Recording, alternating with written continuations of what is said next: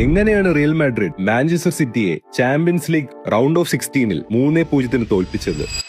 സിറ്റിക്ക് ഏകദേശം 60% പൊസഷൻ ഉണ്ടായിരുന്നു. എന്നാൽ കൂടുതൽ അപകടകരമായ അവസരങ്ങൾ സൃഷ്ടിച്ചത് മാഡ്രിഡ് ആയിരുന്നു. ഇത് പന്ത് കൈവശം വെച്ചതിന്റെ മത്സരമായിരുന്നില്ല, സ്പേസുകൾ നിയന്ത്രിച്ചതിന്റെ മത്സരമായിരുന്നു. അൽവാരോ അർബെല്ലോവ മാഡ്രിഡിനെ കോമ്പാക്റ്റായ 4-4-2 മിഡ് ബ്ലോക്കിൽ ക്രമീകരിച്ചു. ഹൈ പ്രസിംഗ് ഒഴിവാക്കി സിറ്റിയുടെ മധ്യഭാഗത്തിലെ പാസിംഗ് ലൈനുകൾ അടയ്ക്കുകയായിരുന്നു പ്രധാന ലക്ഷ്യം. അതേസമയം പെപ് ഗോർഡിയോള ഒരു വലിയ മാറ്റം വരുത്തി. നിക്കോ റൈലിയെ മിഡ്ഫീൽഡിൽ നിന്ന് ലെഫ്റ്റ് ബാക്കിലേക്ക് മാറ്റി. അതോടെ മിഡ്ഫീൽഡിൽ റോഡ്രിയും ബെർണാഡോ സിൽവയും ഒറ്റപ്പെട്ടു.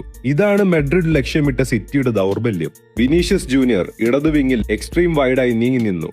അങ്ങനെ സിറ്റിയുടെ ഡിഫൻസീവ് ലൈൻ വലിച്ചു നീക്കി. ബ്രാഹിം ഡിയാസ് പിന്നിലേക്ക് ഇറങ്ങി റോഡ്രിയുടെ ചുറ്റുമുള്ള സ്പേസുകളിൽ ഓവർലോഡുകൾ സൃഷ്ടിച്ചു. പന്ത് വീണ്ടും കിട്ടിയാൽ മാഡ്രിഡിന്റെ ഗെയിം ഡയറക്ട് ഫുട്ബോളിലേക്കായിരുന്നു മാറിയത്. കോർട്ടോസിന്റെ ലോങ് ബോളും വേഗത്തിലുള്ള ട്രാൻസിഷനുകളും സിറ്റിയുടെ പ്രസിംഗ് മറികടന്നു. ഇത് ഓപ്പൺ ട്രാൻസിഷൻ ചാനലുകൾ സൃഷ്ടിച്ചു. അവിടെ നിന്നാണ് ഫെഡറിക്കോ വാൽവേർഡെ ആക്രമിച്ചത്.